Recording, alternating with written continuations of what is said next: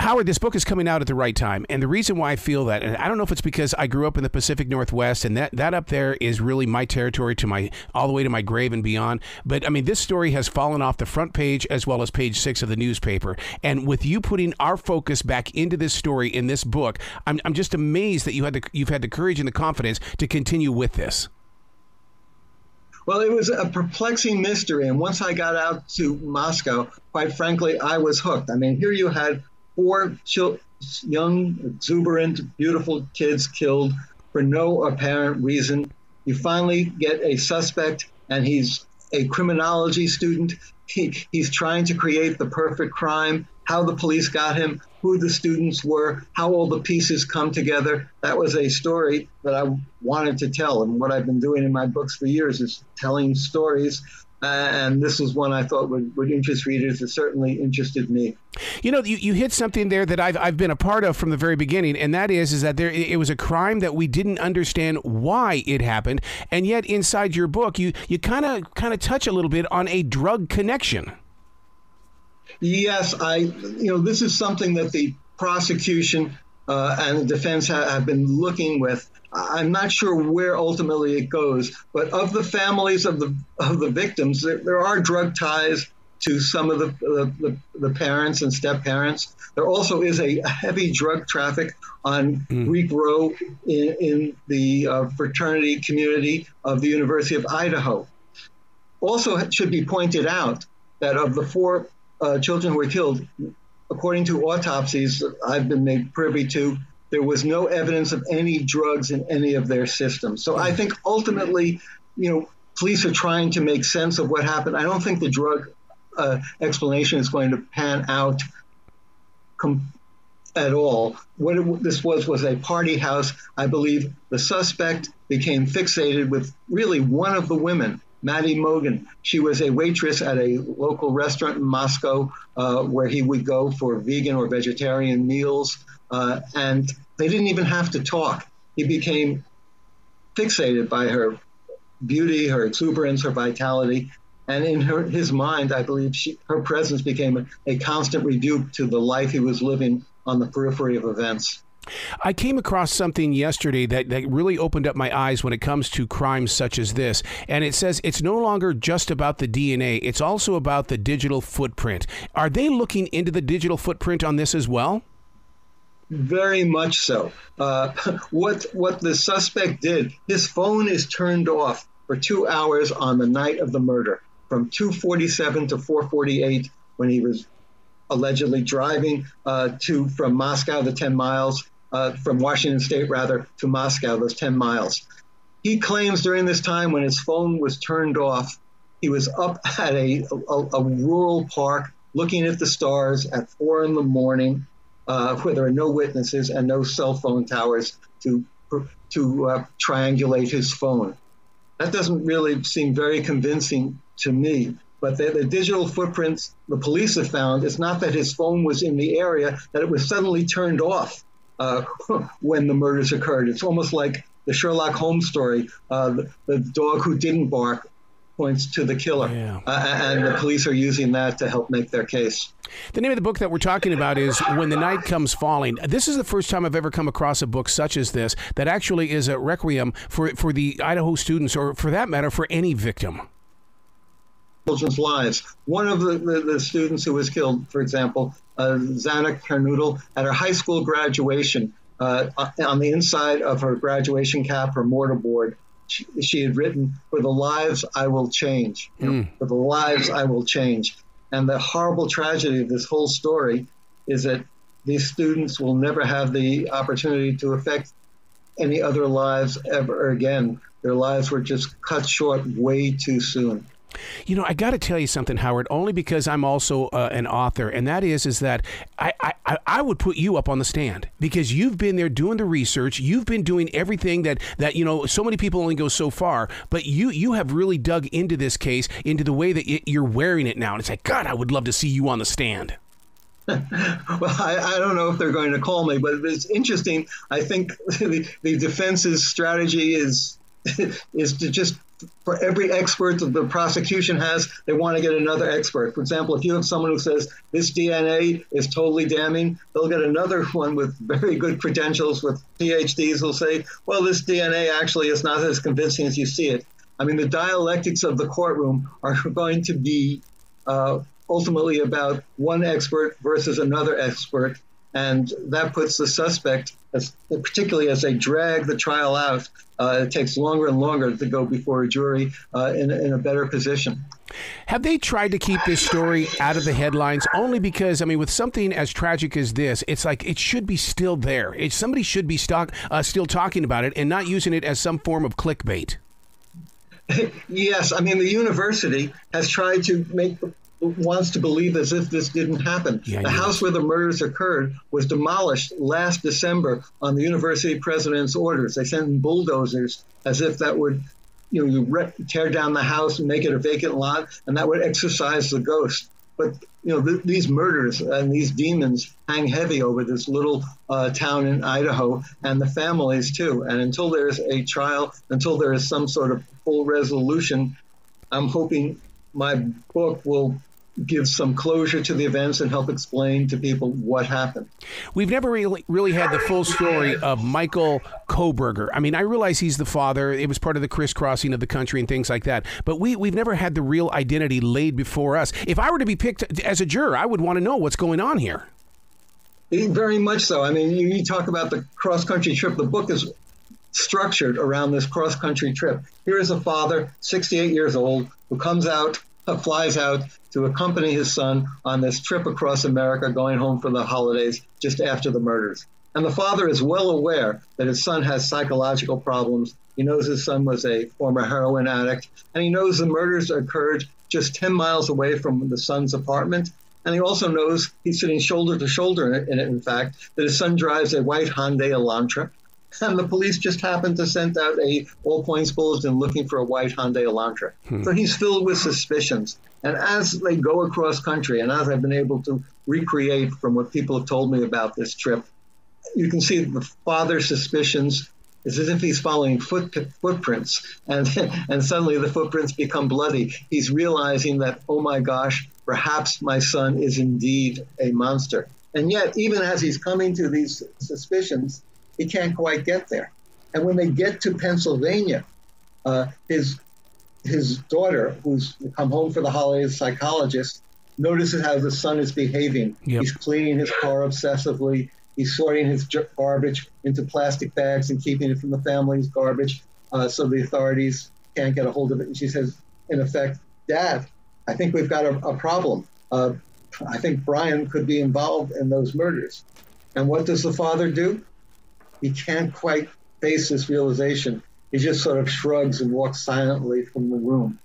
But there's a coda to this story. It's the father's DNA that ultimately nails the son. It's like a Greek drama. The father, try as he might, can't escape his involvement and responsibility for his son's arrest. The way that you described cleaning out that car, that is so Hollywood and so binge watchable. I mean, because look at what happened with Bryan Cranston in his new TV show, Your Honor. I mean, the way that they go out there and they clean that car, I can visually see that. I mean, to me, it's like Hollywood has educated the murderer to clean up their own scene. All right. Well, and this murderer was a criminology student. He had set out to create, I believe, the perfect crime to get away with it. And we'll see what Hollywood does with it. It's been bought. My book to be made into a drama series. We'll see how they actually bring it to the screen. So as you travel around and continuing to dig in and locate new information, are you meeting up with other people that really are trying to keep this story alive as well? Because, Stephanie Lydecker and Courtney Armstrong have a podcast called The Idaho Massacre. I don't see a lot of journalists doing this story. So when I found out about your book, I'm going, hell yes, this needs to be out there. Well, I think it is getting out there. It'd be, a week after publication, it became both a New York Times bestseller and an Amazon bestseller. So I think there still is an appetite for the story, and there seems to be an interest in my book. And as I said, it's being turned into a drama series on one of the streamers. So I think the facts are going to get out there. Whether or not the trial will take place next June where it's scheduled or be further delayed, that I'm not too sure. The defense has hearing in August, on August 29th, for a change of venue. And if they can move the trial out of the little town of Moscow to elsewhere in the state, well, that could delay things even longer. Wow. So on your side of it, let's speak writer to writer here. When you do the drama the way that you do, I mean, how is it that you're able to keep it in story form, knowing that the facts are right there in front of you, and so easily you could become a news reporter, but you share it in a way that really does paint pictures inside our imagination? Well, thank you for that. And it's something I've tried to do. This is my 16th book, and I've been honing my craft since I was a young man just out of college, and now I'm fortunately or unfortunately a lot older. What I try to do is tell stories, and I try to find a way into the story. And you had mentioned this road trip across America. And when I first read about it, I thought that's pretty interesting, pretty cool situation. Here you have the father sitting shoulder to shoulder on this trip across 3,000 miles, just about the width of the entire country. And it reminded me, not to sound too pretentious, of Homer's in the Odyssey, Odysseus's trip, 12-year trip, and what happens during the course of that trip. And Homer flashes forward and backwards telling that story. And that's what I use that ancient classical structure with all the facts I've been able to gather. And everything in the book is factually substantiated. Every quote is actual, to tell a story in a narrative that I hope a reader will find compelling and page-turning. I wish I could have been a fly on your shoulder or inside a room for you to go knocking on other people's doors and sitting down to have dinner with people that knew the story or their interpretation of the story. I wouldn't even know how to get a conversation like that even started. One of the things you learn as a reporter is that people like to talk. As I said, ever since I started doing this at the Times, it takes a while, but you try to build confidence, and people will talk to you. I mean, because this is in their minds too, and they want to share it ultimately with people. It was harder in this story because of the gag order. And one of the reasons why I wrote this book was the gag order. I believe it's been a tremendous mistake by the judge. In this vacuum, you get fatuous stories, sometimes downright vicious stories, and I thought it was time to try to get what actually happened out there for the people to read. And yet, at the same time, Howard, from what I get from your book is that there is some secret evidence there. If we didn't have that gag order, people would be talking about this secret evidence. Of some way, somehow, it would get out there. I think the secret evidence shouldn't be kept under lock and keys if they do have it. I mean, they talk about secret evidence, but they haven't really given a hint of what it could be, and it would have come out by now. I'm not sure the secret evidence is actually so real. What they do have is they were able to get DNA. They were able to use a lab in Texas, then pass this on to the FBI laboratory, and then build a family tree. It's called investigative genetic genealogy. And this family tree, the branches ultimately lead to a suspect who just happens to live 10 miles away from where the murders occurred and drives the same kind of car that was seen on the surveillance videos.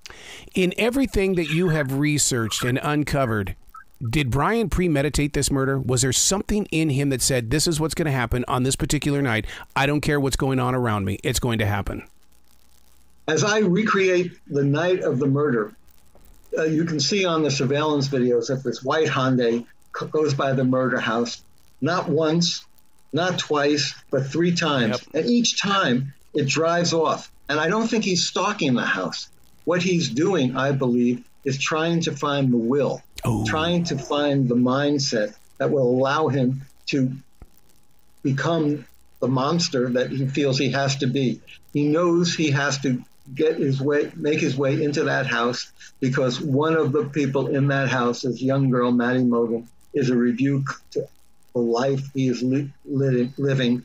He can't live in the world while she's living in this world. Mm-hmm. And so he finally, after trying to escape, trying to not become the man that the demons are telling him to become, he's pulled back as if by a magnet. He stops on the top of a hill. And it takes, I believe, the strength of Hercules for him to turn the ignition off. And then when he finally turns the ignition off, opens the car door, walks down this icy hill with a hunting knife in his hand. At that moment, there's no turning back. He's determined to be the murderer that he always had been envisioning in his mind. Do you think this court case is going to be televised? Because this is the kind of stuff that we are so glued to. I think what the judge is talking about is having a modified television setup, but let's hope it is. I mean, I hope to cover the trial, and I hope to be there, and I hope to write about it. Let's get into the building of the book, because you do something that's very interesting, and maybe this is your editor, but I mean, the way that you're very creative in the chapters, they're set up like stories, the children's story, the hunter story. It really does open up my heart to where it's like, okay, I can jump into the hunter story, I'll get back to the children's story. You give me that opportunity to have that freedom. Yes, I mean, the book also, to talk about the structure, it's begins and ends with two fathers. Yep. Michael Kohberger, the suspect's father, and then Steve Goncalves, the father of one of the victims. And both families really become victims in all this and what they go through. And I try to tell the story as much as possible, because I did not interview either of them. But I spoke to people close to them, and there were public statements made and statements made by their lawyers, what they were thinking and feeling as all this was taking place. And Steve Goncalves, in my mind, the father of one of the victims, is a hero. He refuses to, allow his daughter's murderer to get away. He goes on the internet and says, "We're coming to get you." Ooh. And it's a pledge not just to himself, but also to the murderer to watch out. And he finds the will and the dogma to just not accept things, but to try to get to the bottom of things. And in the course of his doing this, he becomes deeper, and his victimization becomes deeper and deeper and more intense, because he just can't escape.